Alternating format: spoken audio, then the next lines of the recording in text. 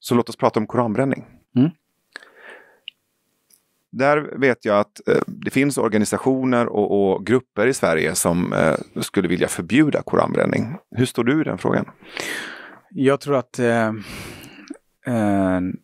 hets mot folkgrupp är redan liksom olagligt. Och jag anser att när du bränner Koranen så manifesterar du någonting. Och det är att du vill liksom på något sätt använda din makt för att kunna liksom stigmatisera en grupp människor i samhället. Alltså det finns en rasistisk dimension i koranbränningen, och det tycker jag att handlingen ska vara förbjuden.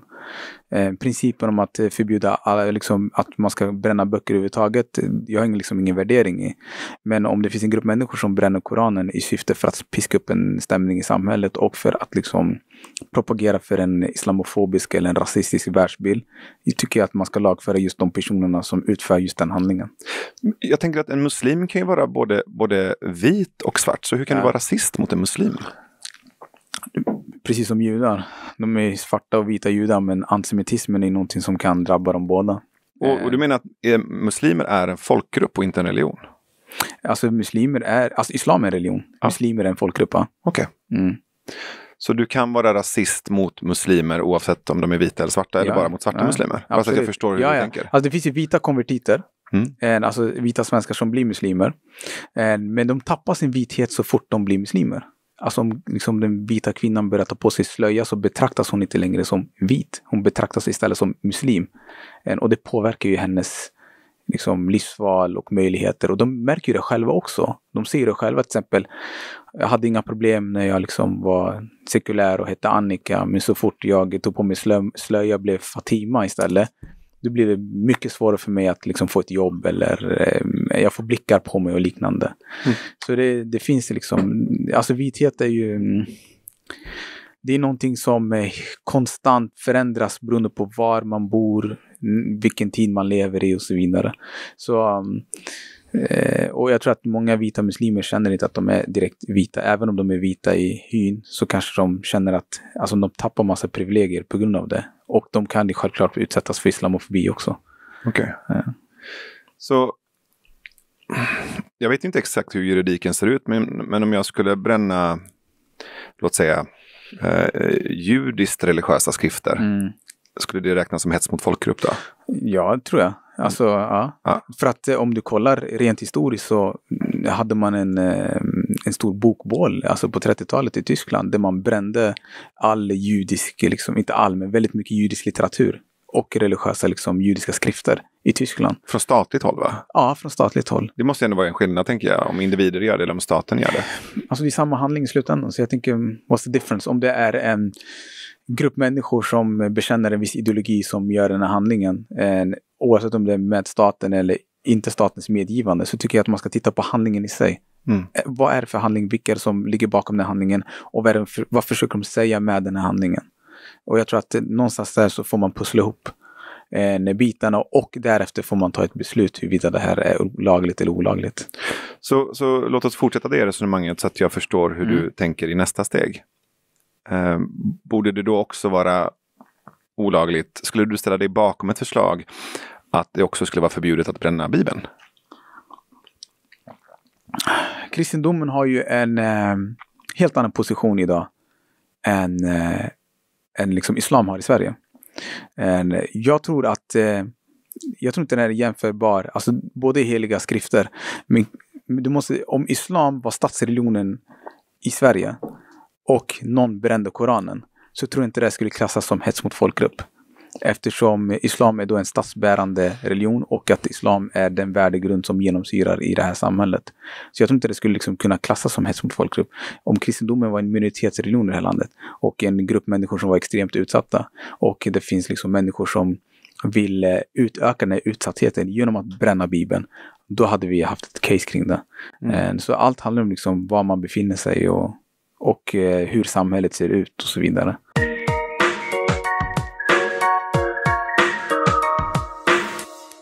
Det finns ju också en aspekt av jämlikhet i det här. Du pratar ju mycket om jämlikhet. Och i min värld så om jag behandlar mina medmänniskor som jämlika så vill jag också inkludera till exempel humor i att kunna skoja med alla. Oavsett om det är en kompis som är mormon, scientolog, kristen, om det är en man, kvinna, icke-binär, transperson eller en kompis som sitter i rullstol. Om han kaxar sig så välter jag honom. Alltså det är humor. Och jag säger det för att jag har gjort det. Han drog ner mina brallor på ett dansgolv. Jag välte honom, vi garvade. Och det för mig är ju kärlek. Det är ju så här, då skojar han med mig, då skojar jag med honom för han är min jämlika bror. Och intressant sätt att visa kärlek på, måste jag säga. Alltså. Han drar ner din bralle, du välter hans rullstol. Ja, men vi har en viss typ av humor. Den passar inte alla. Nej, jag märker det alltså. Men i min värld, om jag skulle avstå från att skoja med honom så skulle det vara att göra honom mindre. Just det. Det är ett intressant perspektiv.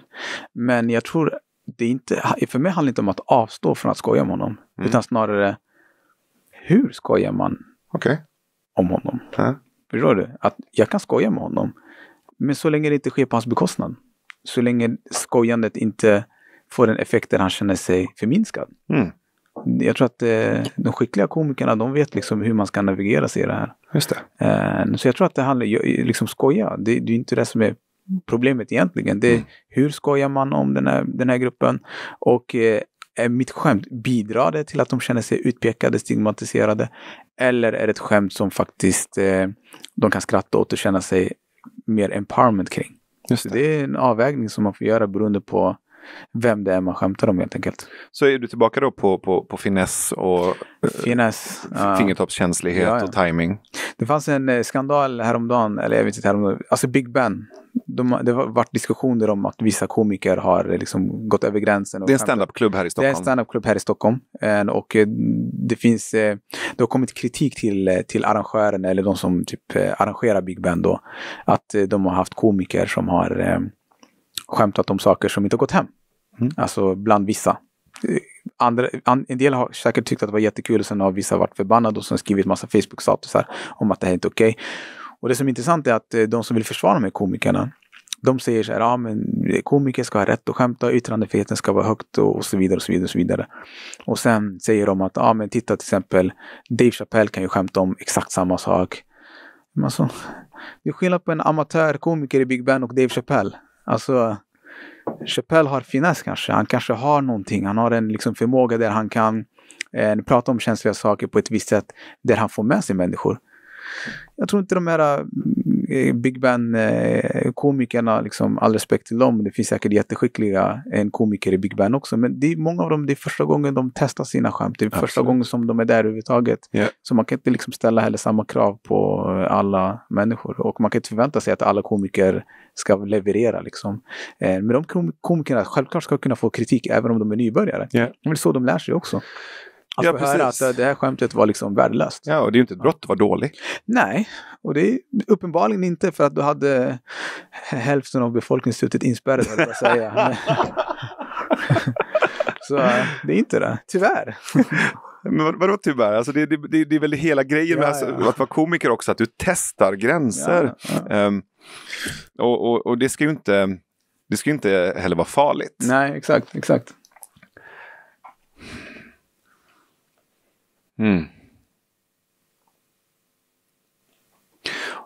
Jag tänker också igen för att knyta an till det du pratar om kring sammanhang. Yeah.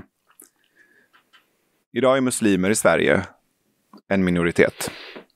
Muslimer i världen är inte en minoritet. Nej. Så det är två olika perspektiv. Yeah.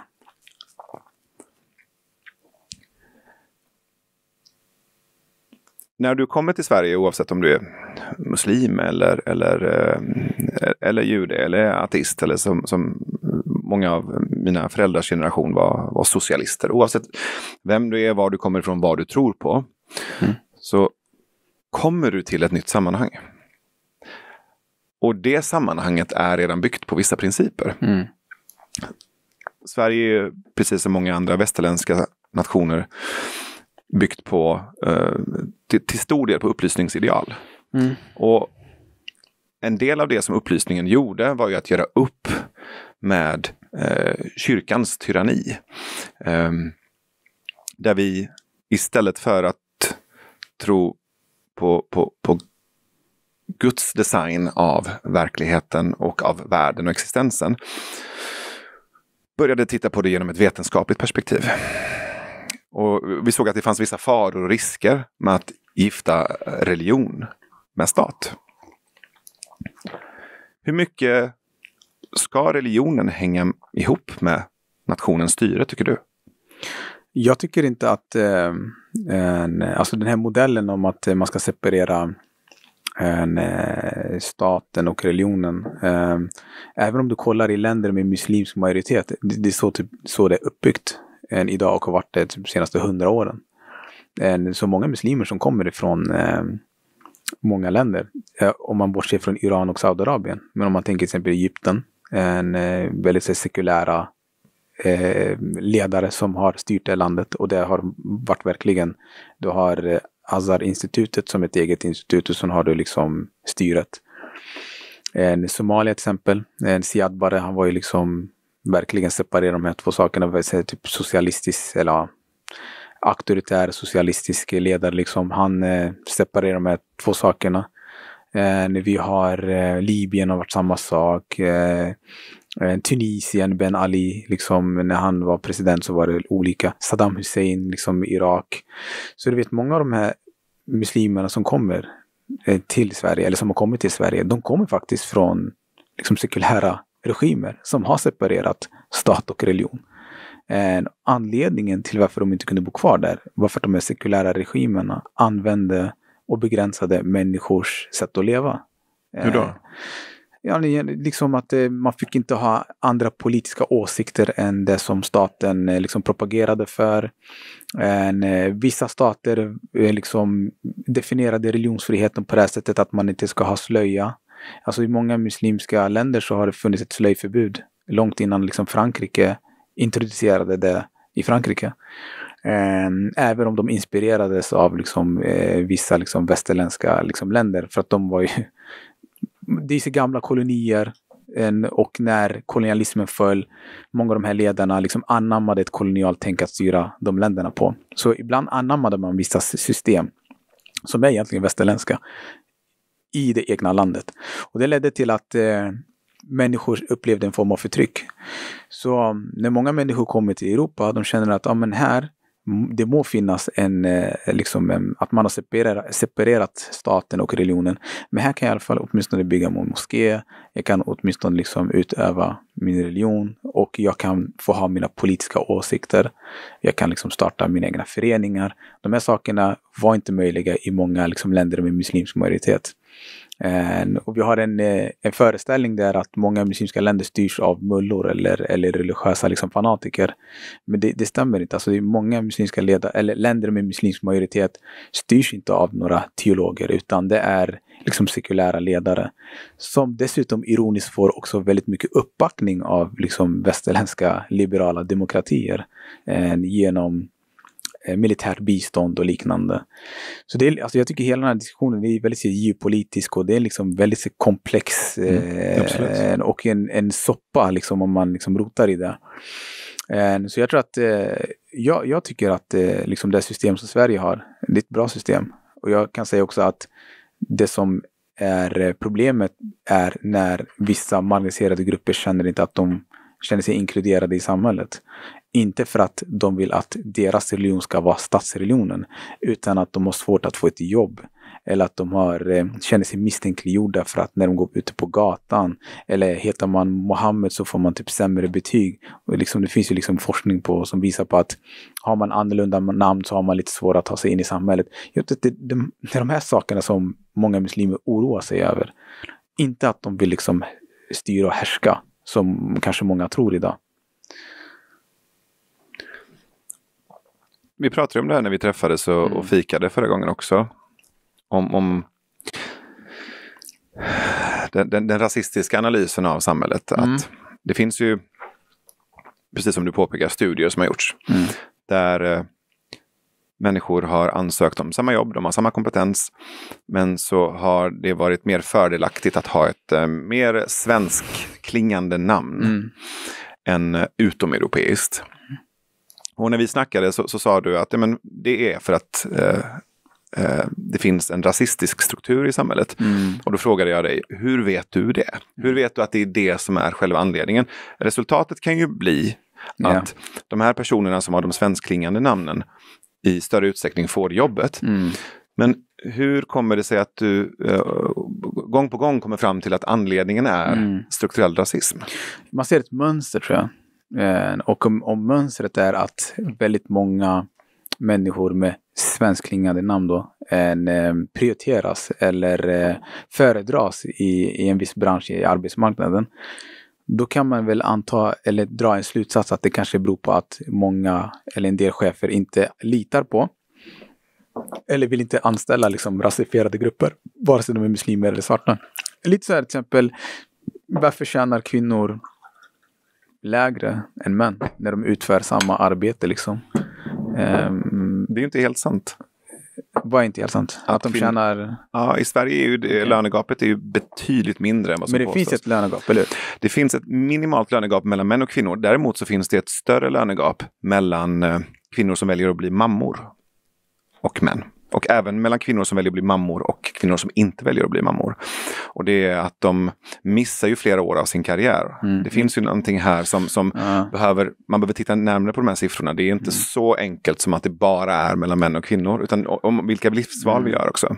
Men inte det är ett problem? Vilket av det? Att det finns ett lönegap och att de som vill bli mammor helt plötsligt hamnar i efterkälken bara för att de vill bli mammor. Absolut. Och i slutändan, det är för att de är liksom kvinnor och har mammor. Jag tror inte om pappor vill liksom stanna hemma i större utsträckning än vad kvinnor gör, så tror jag att man hade löst det här problemet. Jag tror att staten hade gått in med massa subventioner och sagt att så här kan inte vi ha det. Men i och med att det är kvinnor så kanske man inte prioriterar den här frågan lika högt. Även om det blir en större prioritet på senare år. Så kan det vara. Vi har ju inte... Nu är jag inte helt kunnig i den här, utan jag killgissar som det heter. Men jag antar, precis som många andra gör. För att göra det könsneutralt, du hängissar. Hängissar, ja. Jag tänker att om till exempel män skulle välja att vara hemma med sina barn i större utsträckning, så skulle ju de också missa flera år av sin karriär och flera löneförhandlingar till exempel. Det skulle såklart påverka lönegraden. Och sen så menar du på att då hade vi löst det med särskilda insatser. Definitivt. Det är ju spekulationer, det vet vi ju inte. Men det är en intressant tanke. Men jag ser samma perspektiv ungefär, tänker jag, när det gäller frågor som har med rasism att göra och arbetsmarknaden till exempel. Vi vet att afrosvenskar tjänar betydligt lägre än man jämför med människor som tillhör majoritetssamhället genom den här rapporten som Länsstyrelsen har kommit ut med i år. Ja, det är svart på vitt. Och sen... Eller vitt på svart. Vitt på svart kanske det. Touché. Eller så kan det vara att... Och sen...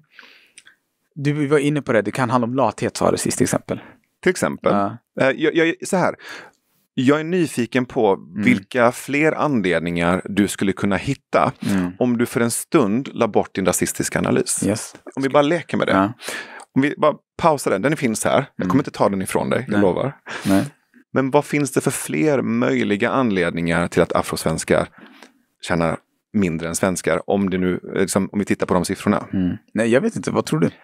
Jag har min analys och det är den jag bygger på. Skulle man ta bort den analysen så tror jag att man inte kan komma fram till någonting annat. Tror jag.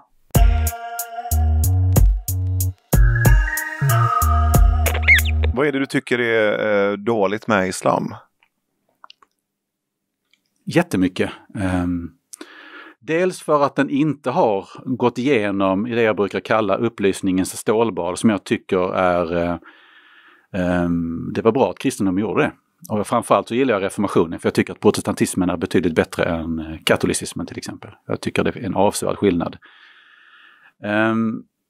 Men man har inte gått igenom den förändringsprocessen i islam. Det känns som att man är flera hundra år tillbaka i tiden. Och att man inte har, att den har, jag tycker ändå att kristendomen någonstans har lyckats i det stora hela. Det finns såklart undantag. Så skiljer kristendomen på andligt och världsligt för det mesta. Det finns ju länder där religionen är extremt stark, alltså kristendomen, och så är det. Men inte i vår del av världen. Medan islam, jag tittar ju bara ut i världen och ser de länder som bygger eller som har en muslims grund och ser att de i mångt och mycket är ganska dåliga länder. Och det är inte samma sak som att människorna är dåliga. Jag har jättemånga vänner som har bakgrund från Mellanöstern som jag har växt upp med, och många av dem röstar på SD. Många kommer i sig från Iran. Det kan ju förklara ett och annat, för många kom ju efter revolutionen och allt det här. Men jag har också, tror jag, färgats av det jag har fått berättat av dem. Alltså de berättelser de har givit mig, varför de flydde Iran och hur de ser på islam. Och det är klart att det har också förmodligen format mig. Men jag bara menar att hade islam varit en bra religion, då hade det också synts någonstans i den muslimska världen att det faktiskt är en bra religion. Men det blir så kategoriskt också. Att, ja, det är väldigt kategoriskt. Men att det är antingen bra eller dåligt. Alltså vi kan ju titta på, om vi tittar på islam och så tittar vi på kristendomen och så tittar vi på judendomen. Jag menar, självklart så ska vi kritisera ideologier, vi ska kritisera idéer, vi ska kritisera religiösa trosuppfattningar. Men en religion är ju inte antingen bra eller dålig. Ja, men där kan jag hålla med dig. Det är klart att det finns undantag. Jag har ju träffat människor som säger att de är muslimer, men som inte är kanske mer kristna än vad jag är kristna, men de omfamnar vissa traditioner, vissa berättelser som ändå finns när de var barn, som de ändå bär med sig. Alltså de har sållat bort det de inte gillar, så att säga. Och det är klart att det finns ju olika versioner av islam, det vet jag också. Men det finns ändå någonting som jag ändå tycker är en avsevärd skillnad. För att jag har läst Koranen, jag har läst Nya testamentet, jag läste aldrig Gamla testamentet för jag tyckte, jag vet inte. Jag kunde inte ta mig igenom den helt enkelt. Du kan kolla på Game of Thrones, ungefär samma sak. Ja, förmodligen. Jag tycker ändå så ska man hitta grunden i en religion till exempel, och så får man nog gå tillbaks verkligen till grunden. Det är klart att man kan läsa Koranen, du kan läsa Bibeln, kanske Nya testamentet och se vad som står där. Men jag brukar ändå alltid gå till Jesus och Muhammed och säga att det är ändå där någonstans grunden finns. Och tar jag på mig så objektiva glasögon jag bara kan och tittar på Jesus, så tycker jag ändå att det framträder en bild av en människa som i grund och botten var en ganska vanlig människa, förhållandevis sympatisk, åtminstone baserat på vad vi vet idag. Medan det vi vet om Muhammed, det är ganska otrevliga saker. Jag menar, han förde krig, det vet vi. Han massavrättade fångar, alltså halshög fångar. Han beordrade politiska mord. Han överföll karavaner, stal för att finansiera sin fortsatta krigsföring så han kunde fortsätta liksom föra sina anfallskrig. Och jag menar, det är ju en helt annan människa. Jag menar, tar man bara Muhammed som människa, glöm religionen, utan bara Muhammed, då hela världen är full med den sortens människor. Vi har ju många exempel på svenska kungar som har fört krig och burit sig åt. Så där är det ju ingen skillnad. Skillnaden är att han dessutom liksom ligger till grund för en religion, och att människor idag säger att han är den perfekta människan. Och det har jag också hört att folk kan ju tolka lite olika, men vad jag menar är att man kan inte tycka det om en sån människa. Det går inte, det spelar ingen roll om man tror att det är liksom Guds profet. Det är fortfarande i grund och botten en fullständigt vidrig människa. Man måste ta sig förbi det här. Man kan inte tycka att en människa som har begått den sortens handlingar är en reko individ. Det funkar inte liksom. Och där det tar stopp för mig liksom. Just av den enkla anledningen. Det räcker för mig. Så jag vill att man måste säga, ta avstånd, gå igenom en upplysning, skala bort allt dåligt liksom. Men då måste man skala bort Muhammed också. Ja, alltså det är som jag ser det. Ja, men såklart. Och jag menar, jag är ju själv en produkt av två föräldrar som flydde en totalitär islamistisk regim. Så jag menar, du behöver inte anstränga dig mycket för att hitta muslimsk religionskritik hos mig. Men för mig är inte det samma sak som att säga att någonting är bra eller dåligt. Samtidigt som jag kan också se att det inom islam, speciellt inom vissa delar av islam, finns otroligt mycket av både kärleksbudskapet. Jag kan också, när jag tittar på budskapet kring underkastelse inom islam, just själva bugningen inför det du kallar Allah eller universum eller det stora, där finns någonting otroligt vackert. det finns någonting poetiskt vackert i begreppet underkastelse. För mig betyder inte det att du gör dig själv mindre. Det betyder att du gör dig själv ödmjuk inför det stora. Nu är inte jag praktiserande muslim, men jag är intresserad av frågorna. Och igen, för mig så handlar det om hur och från vilken plats du läser. Är det här en bokstavlig sanning eller är det en metaforisk sanning? Och den metaforiska sanningen är ett slags guidande som du sen har ett ansvar för hur du förverkligar. Och om du tittar på islam, 1,8 miljarder människor, så finns det finns den här faktorn av fotbollshuliganerna, du vet. Islamister, jihadister, talibaner som gör avskyvärda saker. Och de flesta muslimska terrorattacker drabbade ju andra muslimer. Jo, men så är det. Right? Ja, men så är det. Så att det här jag kan tycka att det här att jämföra islam med nazism eller att islam är det största hotet mot väst, det kan bli lite väl alarmistiskt för min del. Istället för att bjuda in till, om det nu är en konstruktiv reformation vi pratar om, och de hundratusentals människor som bor i Sverige idag som alla tar illa vid sig när du säger någonting som att islam är en avskyvärd religion.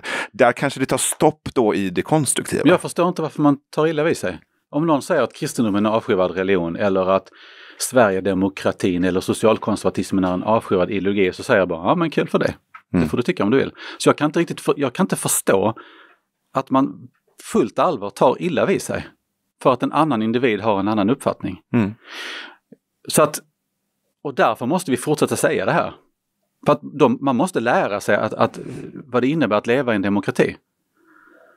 Och då måste man lära sig att ibland så kommer människor att trampa på mina åsikter. Alltså man ska inte kränka varandra alltså på individbasis, det kan man göra såklart. Men jag måste ju kunna kritisera tankar, idéer, religioner, politiska ideologier fritt. Och jag vägrar acceptera att religioner ska ha ett frikort. Jag hade den här diskussionen med en journalist, det är ett tag sedan i och för sig, men just och det var en journalist, det spelar ingen roll vem det var, men som faktiskt på fullt allvar verkade tycka att alla religioner, de befann sig liksom på samma nivå liksom, men inte politiska ideologier. Och så sa jag, men hur kan du tycka det? Jag menar, jag ska ta ett exempel, alltså jag säger inte att det är världens bästa exempel, men den svenska naziströrelsen, den är inte speciellt stor. Vad är de? Några hundra, par tusen kanske? De är inte jättemånga. Vad händer om de en dag skulle liksom på fullt allvar tro att Hitler var Guds profet? Och att man kamp på något sätt är liksom given av Gud. Liksom så. Men om de på fullt allvar skulle tro det, då skulle det vara en religion. Och skulle det vara skulle vi bara kunna acceptera det då så här, men okej, då placerar vi den religionen här bredvid alla andra religioner. Ja, men vad trevligt. Så kan de få bygga sina tempel eller vad de nu vill kalla det. För mig är det en helt befängd tanke, men ska man liksom verkligen efterleva den principen att man inte ska få kritisera religioner, som vissa tycker då, eller att alla religioner är lika mycket värda eller åtminstone lika dåliga, då måste man acceptera det tankeexperimentet också.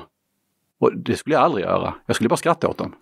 Så att jag bara menar att vi måste liksom ta oss förbi det här att ja, men vi har religionsfrihet. Jo, jag vet. Vi har politisk frihet också. Men lär dig förstå att vi är ett sekulärt land. Och jag anser att just den principen den är så viktig, och vi måste alltså göra allt vi kan för att säkerställa att morgondagens liksom generationer får ynnesten att växa upp i ett sånt här bra land. Där man inte ska vara rädd för att fel tankar eller fel idéer eller att man säger någonting så kallat kränkande om, i det här fallet en religion, leder till att du blir straffad. Men det är ju dithän vi är på väg. Om man lyssnar in vissa debattörer på vänsterkanten och till och med en och annan liberal, vilket förvånar mig, för att de brukar vara väldigt annars förespråkat någon sorts total yttrandefrihet. Så att det är det jag menar med att jag är rädd för att religionen, i det här fallet då islam, börjar ta en extremt stor plats för att den hotar vårt samhälle. Den hotar vår långa resa som har tagit hundratals år. Förmodligen hade jag för 150 år sedan kanske, vad vet jag, varit jättekritisk mot kristendomen kanske. Det vet jag inte. Nej, men jag menar, men det kanske hade varit. Men det beror också på vad man menar med kritik. Alltså om du menar att det i ett sekulärt demokratiskt samhälle med liberala värderingar byggt på upplysningsprinciper ska finnas plats för ett konstruktivt och gärna skavigt och konfliktfyllt samtal för att göra varandra bättre, smartare och kunna leva tillsammans. Det är jag ju helt med på. Men jag tycker ju inte att det är det du bjuder in till när du säger att islam är en avskyvärd religion. Där stänger du ju på något sätt också dörren.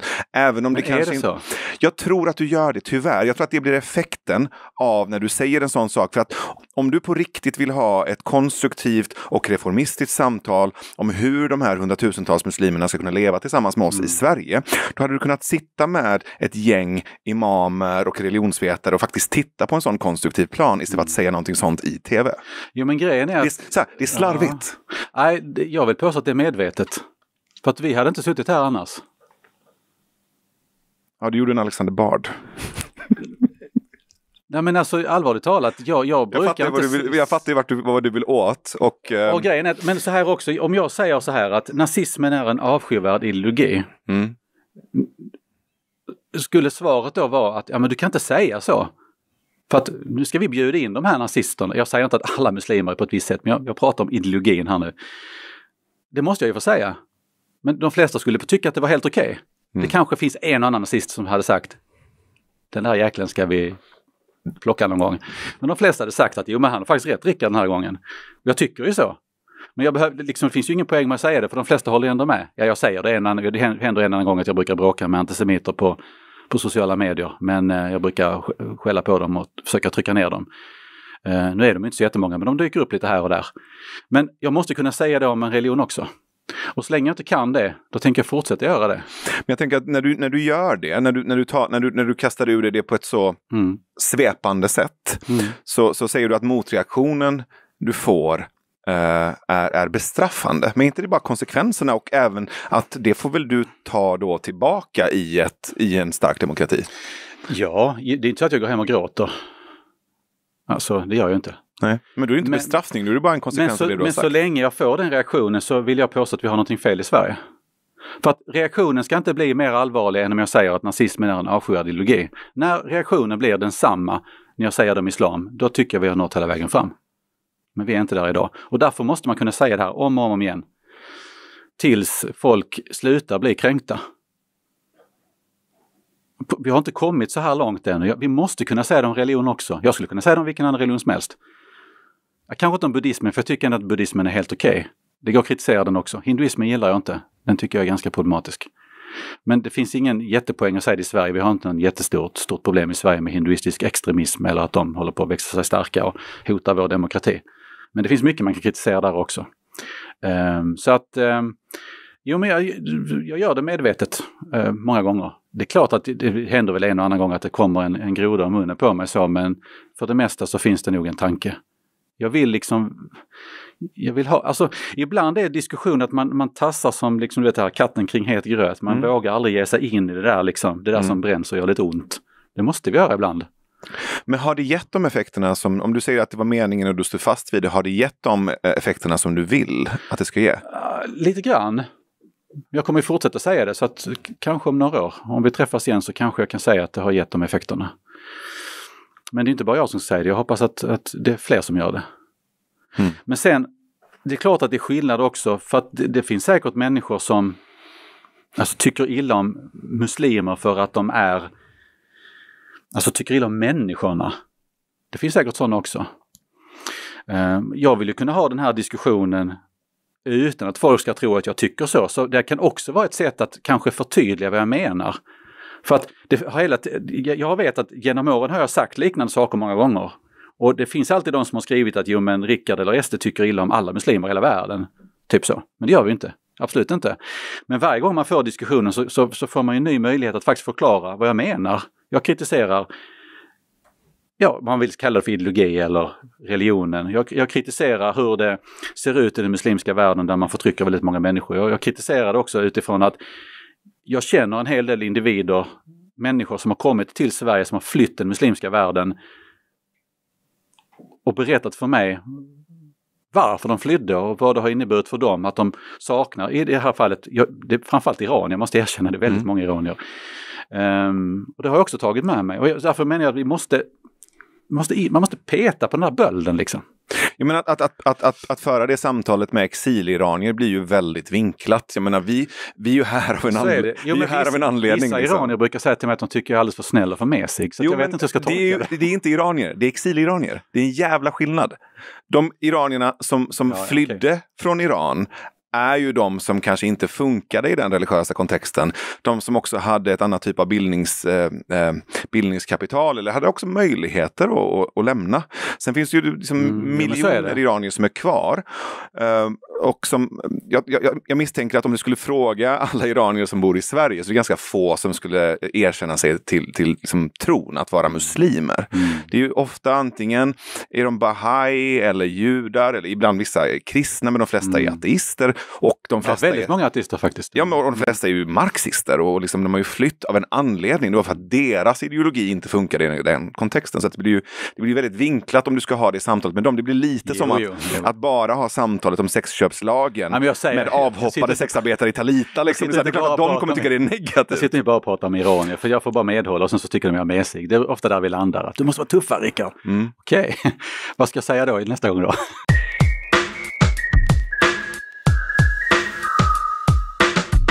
So speaking of reform, before we started the recording, you told me about your 9 theses of reform.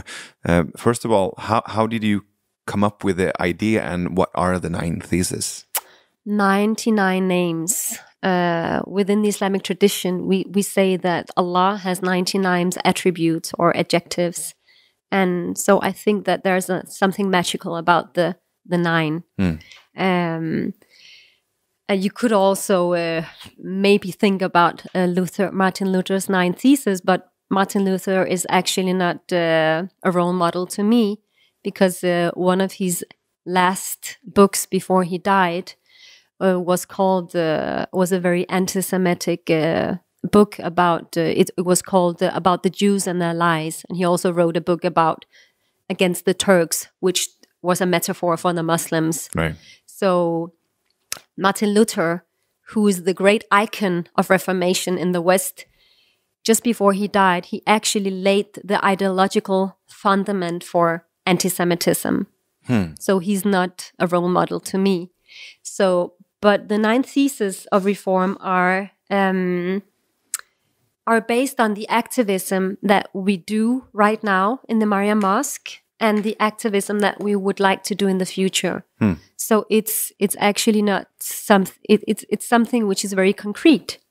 And the first thesis is women's right to act as female imams.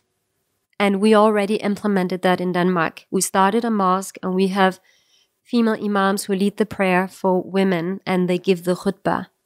The second thesis is the right for Muslim women to have Islamic divorce.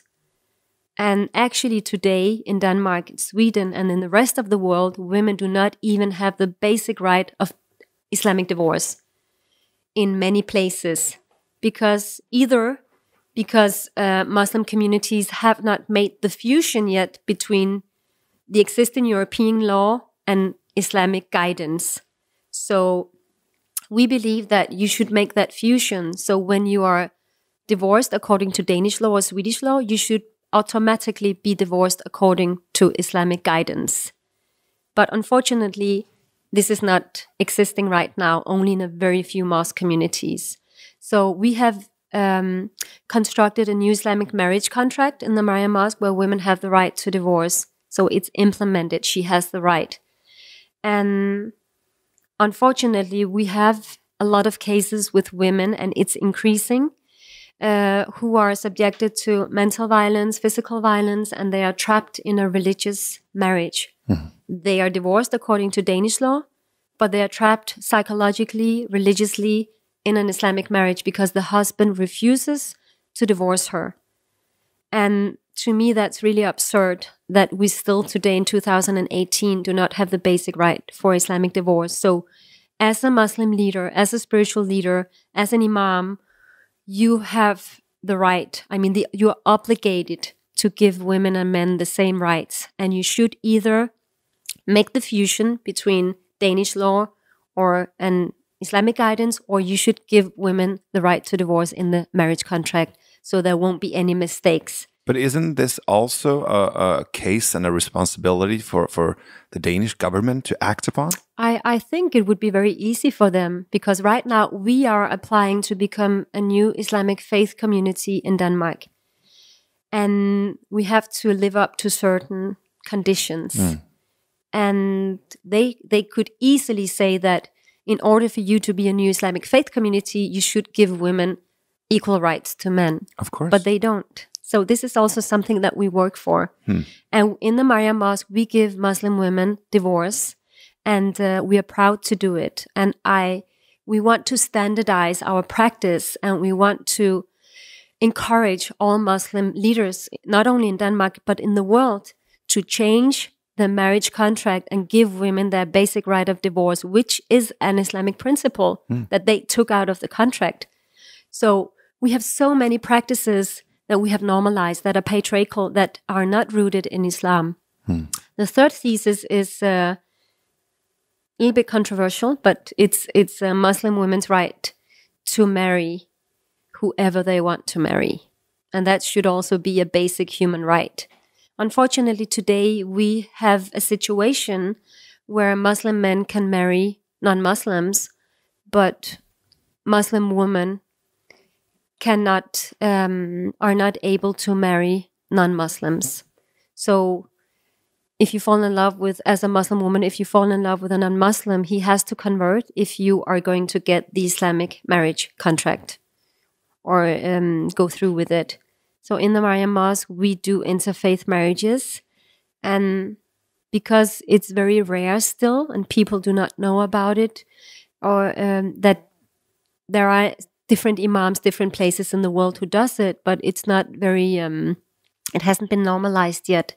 Is that only radical in the Muslim community, or also in the Christian community? I think that it happens within also other religions, not only within Islam. I mean, do you get a lot of protests from the Christian community for this as well? Yes. Yeah. No, we don't. Okay. Yes. What do you mean? I didn't understand the question. Sorry. No, I'm because the interfaith marriage principle affects both the Muslim and the Christian community. Yes. And you say this is kind of controversial or very controversial? It's controversial among Muslims, because today the practice is that you need to convert as a Christian man in order to marry a Muslim woman. So, and Tunisia is the only Islamic country who in 2017 November, they changed the law. So they allowed Muslim women to marry non-Muslims. Right. And it's backed up by a group of ulama, Islamic scholars, but it's the only Muslim country still. So still it's very new to many Muslims that this is a possibility. And in the Maryam Mosque, we believe that it's a basic Islamic right to choose your partner. We believe that there is an essence of gender equality in the Quran that we need to act upon. And we also believe that if the man is allowed to marry a Jew or a Christian, the woman is allowed to marry a Jew or a Christian, that the language in the Quran is universal. How about atheists? I mean, I haven't had an opportunity. I haven't had a couple who came where the man was an atheist yet. It was Christians who really couldn't convert because they were Christians. But if you did? If a couple comes to me and there are two Muslims, I do not ask the Muslim man, how practicing are you as a Muslim? Do you pray 5 times a day? Are you Muslim at all or only by name? Are you a cultural Muslim or a practicing Muslim? So to me, what is important when I have a pre-conversation with a couple is that I look upon things as, do they respect each other? Are they sincere? How long have they known each other? I prefer to marry a couple who known each other for a while instead of someone who just met each other. So I look at the mutual communication. So I do not judge, and I do not. So to me, what is important is that they trust each other and they respect each other and they love each other. Sounds good. Sounds very. It's hard not to agree with, I think. So, and then, I mean, there are 9 theses. I don't know if you want me to go through them. Please continue, yeah. Okay, the 4th thesis is a rereading of the Quran with a focus on gender equality. So we try to reread the Quran and we try to do it with a focus on gender equality, which means that there are some verses in the Quran which are being read discriminatory against women. So we try to reread these verses, and this is actually a long tradition. I mean, many scholars and tried to do this for many years. So it's not something new that we do. It's just we just proceeding a practice that has been going on for many, many years. And let me give you an example. There is a specific verse in the Quran. There are actually 6 verses in the Quran that could be interpreted as implementing a hierarchy between men and women, or as discriminating women. One of them is a surah.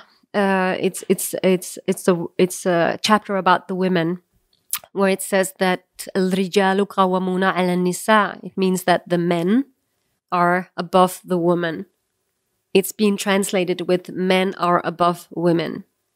And this is the Danish translation by a scholar, a Danish scholar. And I think that if you look in some of the Quran translations, you will find this translation, unfortunately. And of course, if you read a verse saying that men are above the woman, it's extremely problematic, because what does it mean? And the word qawwamuna in Arabic, it has many different meanings. It could be also translated that with that the man should take care of the woman or encourage the woman. And this is actually the translations that we put forward in the Maryam Mosque, saying that what do you do as a man? You stand behind your woman, you encourage your woman in what she wants and in her work, in her ambitions, in her way of thinking. So it doesn't need to mean above, it could mean like behind and support. Support, like a pillar. You support your woman, you encourage her, you take care of her. And if you give it that translation, it will have a totally different meaning. So that's one example. There's another verse in the Quran which is about inheritance. It says that men inherit more than women. And it could also be translated or interpreted as discriminatory against women, of course. But this verse is a specific verse. It's not a universal verse. And it was revealed at a time where men had the economical responsibility for women. Right. But today it's very different. So it's problematic, any text that is that old to interpret that literally, because society has changed. Yeah, right? you have to look at it with new eyes. You have to look at it according to our times and our societies. And this is why Muslim scholars distinguish between verses that are universal and verses that are not universal, which you have to interpret. Which are time specific. Yes. So you have to, today women are economically independent. So the verse is not relevant in the same sense anymore. So these are some examples of how you can reread the Quran with a focus on gender equality. And it is very needed to do that because the Quran is being used as a legitimacy for different actions and practices in the families and in our societies and in communities. Then we have a thesis about the fight against female genital mutilation. It's a new area to us, so it's I don't have much information about it, like statistically, but I know that it's going on in different countries. In Egypt and in African countries, it's taking place. And it's actually a quite huge number of girls who are being subjected to female genital mutilation. And we would like to fight against that in the future. But is that really a religious phenomenon or cultural? No, it's cultural. Yeah. And it happens within Christian cultures. I've met Danish girls who has, they have a Christian religious background, but they're also subjected to female genital mutilation. It's not a religious thing, it's a cultural thing. And it happens in different cultures and within different religions. And it has absolutely nothing to do with Islam. So there's nothing in the scriptures, nothing in the Quran about that? No, not at all. It's a barbaric tradition, unfortunately. Then we have the fight against Islamophobia, anti-Islamic rhetoric and propaganda. That's one of the theses. Also the fight against anti-Semitism. And Denmark has a growing anti-Islamic rhetoric and propaganda, and the same thing is happening in Sweden. So we are actually facing a challenge when it comes to how to combat the growing anti-Islamic rhetoric. And this is something that it's one of our pillars in the Mariam Mosque. And the fact that we went worldwide gives us a great opportunity to fight the growing anti-Islamic rhetoric and propaganda, because we try to write new narratives and we try to change these existing narratives about what Islam is. Sometimes I sense that there are. It's hard to know when the critique against Islam is needed to create reform, and when it's Islamophobic. Can you recognize that notion?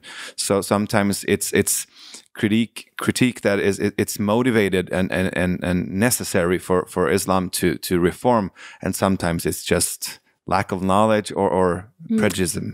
I don't think it's difficult to distinguish between criticism and between propaganda.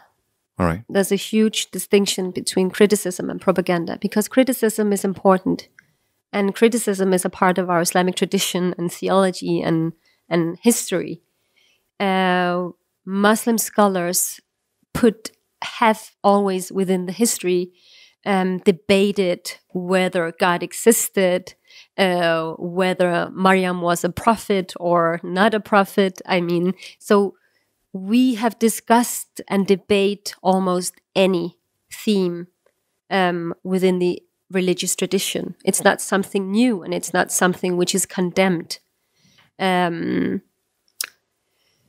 Many years ago, they discussed whether a woman could be a female imam, so it's not a new discussion. It has been under discussion. 3 out of 4 law schools allows female imams who lead the prayers for the women. So all these discussions about Islamic feminism, about the existence of God, about many things, these are not new discussions, and criticism is really an Islamic principle. But there's a huge difference between criticizing something or having a more critical approach to the interpretation, understanding of the Quran, and then propaganda.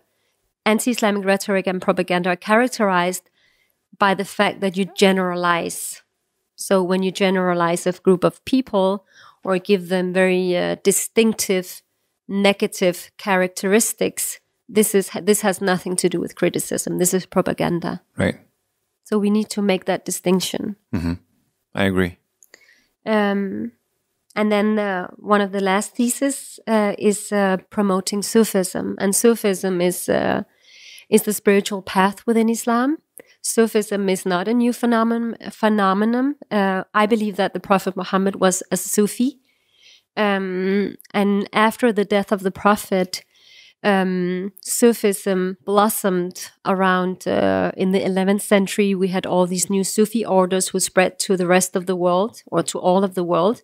We had the first Sufi community in England in the 17th century, and it spread also to Europe and to Denmark and Sweden through literature, poetry, yeah. People who converted, and it's a more mystical dimension, right? Also, it helps the metaphorical reading of the Quran. It does. It is a more mystical, spiritual interpretation of Islam, where you're very focused on the higher spiritual meanings behind the rituals, behind your actions.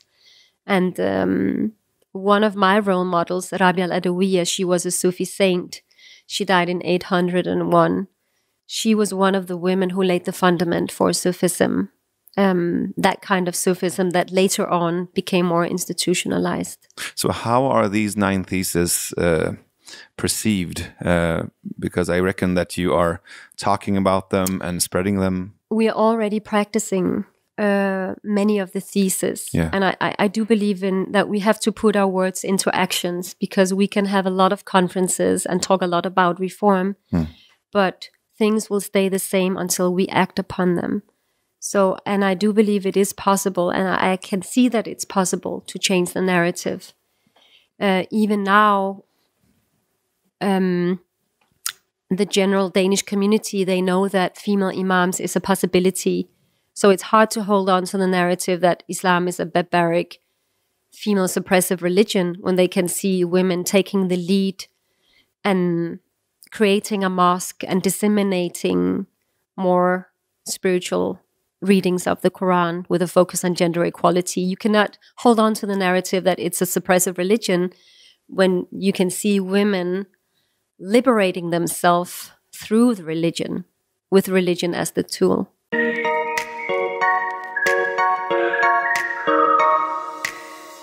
I'm very interested in European politics in general, so I saw how welcoming Sweden was to refugees at the time. Och vilket år var det? 2014. 14, så det var Reinfeldt. Yeah, öppna våra hjärtan. I was like, okay, open your hearts, I'm coming.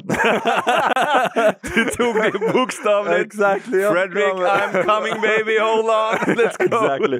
So I just like packed and got on my way, basically. Just det. And it was also like, it was an adventure because I didn't want to be caught on the way, because if you're caught, then I would have to apply for asylum in Lithuania or Latvia or any country that's on the way. So I wanted to make it at least until Germany. And I had to like take like there is these websites, blablacar.com. It's a website of like carpooling for people who are traveling around Europe. So I used that actually so that I avoid all the trains and buses and flights and so on until I made it basically to Germany and took the ferry to Trelleborg. Trelleborg, ja. Yes. Jag kom med min familj med samma färja. Är det sant? Från Tyskland till Trelleborg. Wow, yes, so sir. Cool. Yeah, and then I just like applied for asylum there in Malmö. And then we were shipped. We were told that we're going to be housed in Stockholm, and everybody was like super happy. And then we got on the bus, and then we ended somewhere in the woods. And I'm like, okay, I know I'm not from Sweden, but I really bet that this is not the capital. Och var det någonstans? Flen. Ja, det är ju Sörmland i alla fall. Det är nära. Yes. So this is what people told me as well. It's almost Stockholm. I was like, okay.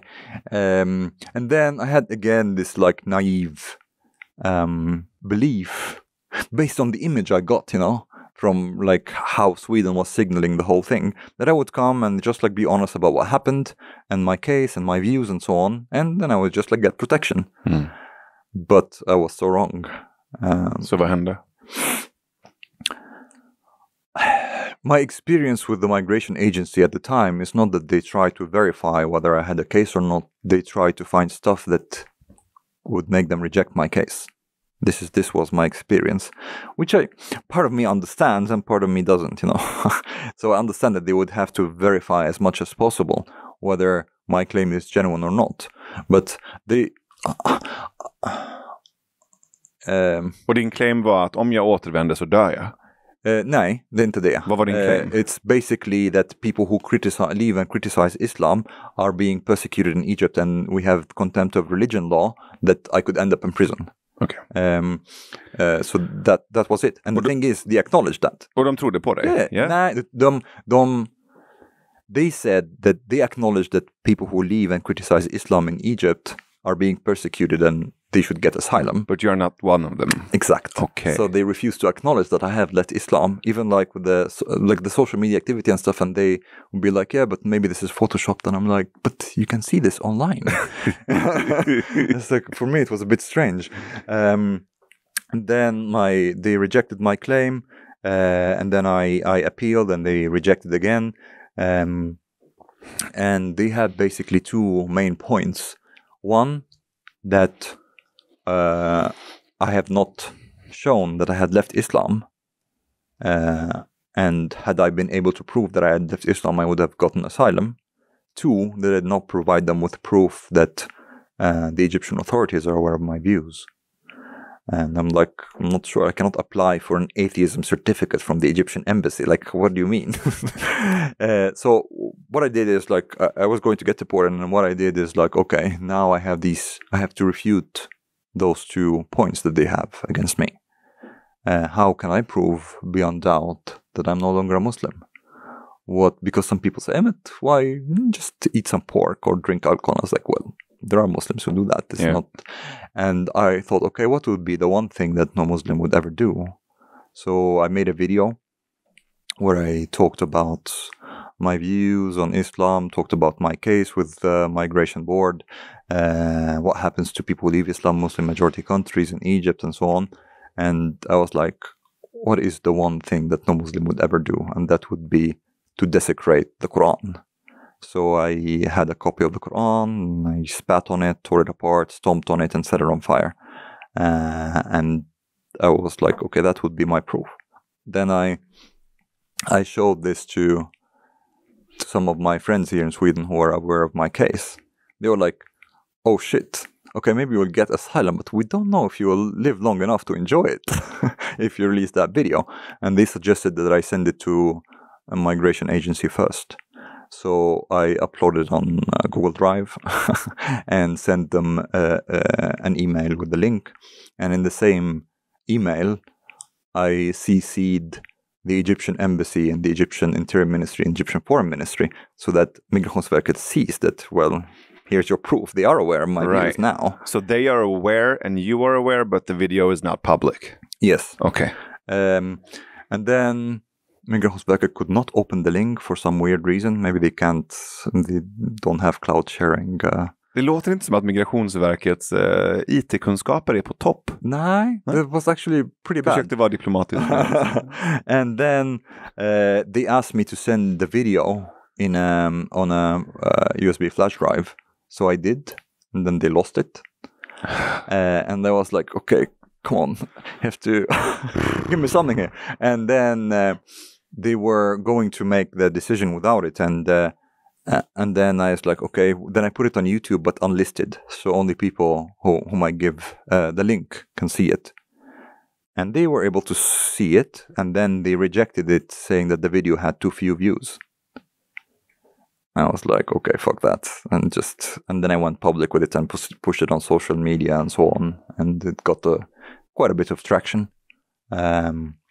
The reactions were really interesting as well. Like, there were negative reactions, positive reaction, but one thing that I didn't foresee, that so many people who have left Islam, both here in Sweden and the Muslim majority countries,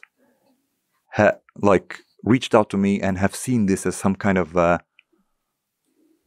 very refreshing act of rebellion, especially like if people, I've had people from Pakistan, and Bangladesh and so on, like write to me and say, this was amazing to see that, because they are in countries where if they were even like try to criticize Islam a bit, they would be butchered on the street. And this was very interesting and very, it felt good to have this kind of like gemenskap in a way, and that it means something even like just not about me, about something bigger. And then people asked me to make another video where I basically talk more about how and why I left Islam in detail. And then I did, and that video got even more views than the Quran video without the theatrics, so that was a bit confusing to me. Men kände du någon sorg? Kände du någon smärta? Skam, skuld? Jag menar, vad för slags känslor upplevde du när du stod med den här boken och liksom brände den och betedde det på ett sätt, för att den här boken har ju varit central i hela din uppväxt. Det har varit en helig skrift för dig. Det kan ju inte varit... Hur kände du när du gjorde det? At the time it felt actually liberating, because with a bit of Jordan Peterson symbolism now, it was me personally killing tradition for me. This has been the tradition of my people, my culture, and my whole past history, and it had to die for me to move forward. In a way, this is how I felt. But then again, had I not been kind of forced to do that to prove that I had left Islam, I would not have done it. Not necessarily because I think it's wrong, but because maybe it's just not my style. But if I would go back in time, I would do the same thing. Because this was the only way that this could work. Det var för att överleva egentligen. Ja, precis. Ja. Okej. Jag antar att det funkade, för du sitter här. For the time being. Sometimes I wonder, like, if they would expand hets mot folkgrupp to include criticism of Islam, then I would end up in prison in Sweden. That would be super. Super ironic. No, men det hade ju varit en kafkaesk runkfantasi liksom. Eller hur? And I would be like, okay, we definitely live in a simulation. Because in a simulation, if I was like the architect of this simulation, this is what I would have done. If Chang Frick was the architect of the simulation, that would be the case. Okej, så vad sa Migrationsverket då? När allt det här hände och videon fick en massa visningar och delningar och den andra videon fick en massa visningar och delningar. I think first... Och de hittade USB-minnet. Nej, jag vet inte om de gör det där. Fortfarande ute där. Postnord hittade om några veckor. Vad fan är det här? Exactly. It took quite a long time as well. So this was, I can't remember when I think I released this in the beginning of 2015. Och då var du kvar i Flen? I moved actually to a friend in Norrköping because in Flen I was not feeling safe because I lived with Syrian people, and the village Haliforsnäs that I was living in basically just a Syrian, at the time it was just a Syrian village, and I didn't have control about people who come in and out and so on. I was like, if this gets big, I'll get in trouble. So I was staying with a friend in Norrköping at the time when I released the video. And then it took I wrote some articles also that were published here in Sweden about my critique of Islam and so on, and in the end, well, Migrationsverket acknowledged that, okay, well, here's your asylum, kind of. That was in June 2017. So it took Just det, och det var nog första gången jag hörde talas om dig. Det var nog i 2017. Är det? I juni. Jag tror att det var i juni 2017. Du var med i Arons podd första gången. Ja, det var jag. Ja, det var nog första gången jag hörde din röst. Det var då. And then in the end, like, I got it, and so that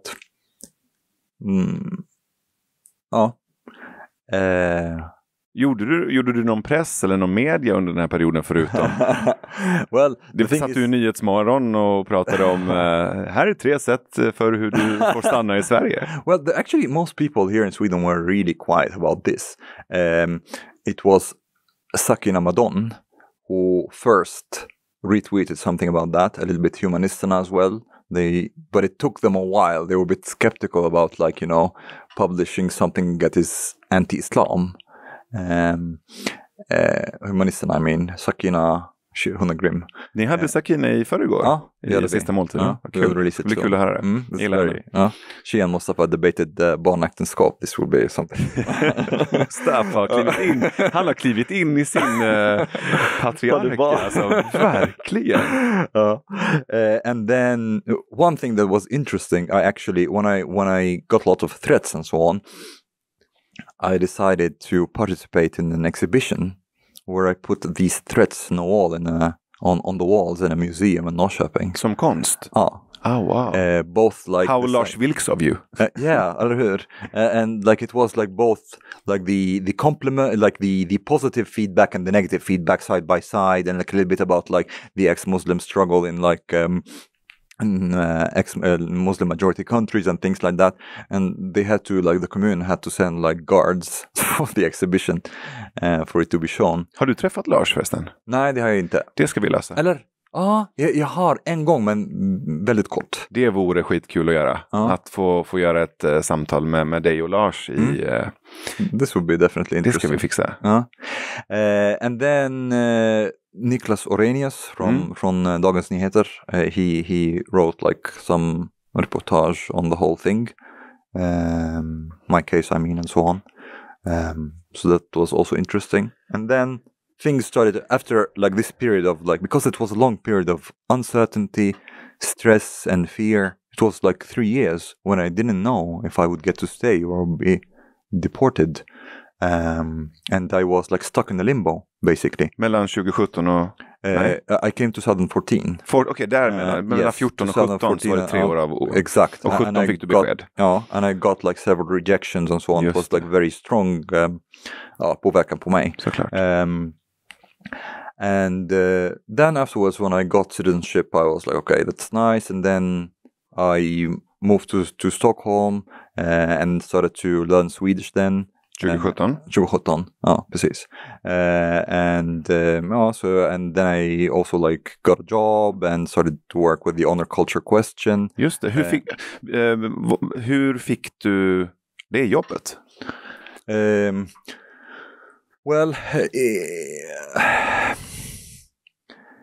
Var annonsen liksom, vi söker en koranbrännare som skulle tänka sig att...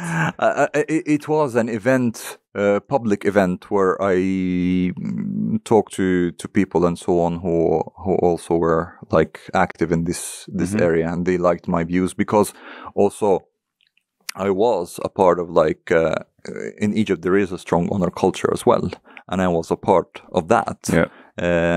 And it was a part of my rebellion against this break from tradition and religion and so on, that I also, it was very natural for me that this would be something that I would also work against. So it was really, and I worked with this for like 4 years. Och vad gjorde du då? Var du ute och föreläste? Det gjorde jag. Skrev artiklar, så jag jobbade mest med opinionsbildning och utbildning. Så jag föreläsningar, deltar i debatter och skriver artiklar och sånt. And I also like wrote a manga book that is about honor culture called Förbjuden kärlek. Manga book? Oh wow! And then I used to go to schools. I'm still open for doing that again, even outside of my work. To have workshops with the students. About these questions, about honor culture, about gender equality, about individual freedom, and so on. And this was very interesting for me to interact with young people in Sweden in this way. Vad fick du för respons på dina artiklar och dina workshops? Jag tänker mig att det är ändå Sverige, så att jag kan tänka mig att du får väldigt mycket beröm för ditt mod och för att du gjort det här, men att det också finns en hel del kritik. Well, I think also one thing that has been like an eye-opener for me in Sweden, how difficult it is still to criticize Islam. And first, when I came to Sweden as well, I got involved with like anti-racist groups and so on, and like very much the leftist movement here in Sweden. And to people who are more liberal, progressive, who come from the Middle East, for us, Islam and religion is our right-wing ideology. So we kind of expect that people who are progressive and liberal and so on here in Sweden to be anti-Islam. And then when I started to see that, okay, no, this was not the case. Like they are like uncomfortable. They push back when I criticize Islam and so on, even though they don't know really much about it. And I actually got kicked out of an anti-racist group when I was an asylum seeker, which is pretty ironic. For doing what? For the Quran video. So the anti-racist group kicked you out of it because you burnt the Quran? Yeah. So this was also interesting. And the interesting thing is there also to be fair. What was the claim? What was the argument? Racism maybe or something. So you're being racist against your own people? Yeah, something like that. How? Because people cannot differentiate. Just det, jag glömde det. We cannot differentiate between Islam and Muslims. That's on one hand, and Islam is very much racified in Sweden, I would say. People see Islam as a race. And then if you criticize Islam, that means you're being racist. But to be also fair, like I would say many, if not most of the people in this group were against me being kicked out, but there were like more people who are very, how to say, aggressive, assertive, maybe a minority who had their say. Yeah, I know the type. Yes. So the AAA, the assertive, aggressive activists. Oh, yep. So that was that, and then I started to think, okay, well, hold on, there's something weird here, and I have this. It seems that almost, I don't know if it's a curse or it's my fate to be an eternal blasphemer. So whenever somebody says that there's this thing, even though you believe in it, you're not supposed to say it. I just want to say nothing else apart from that. And this has caused me problems, but also has opened possibilities. And I decided that I will keep doing that, even though I get consequences all the time. Blasphemy is my thing, it seems.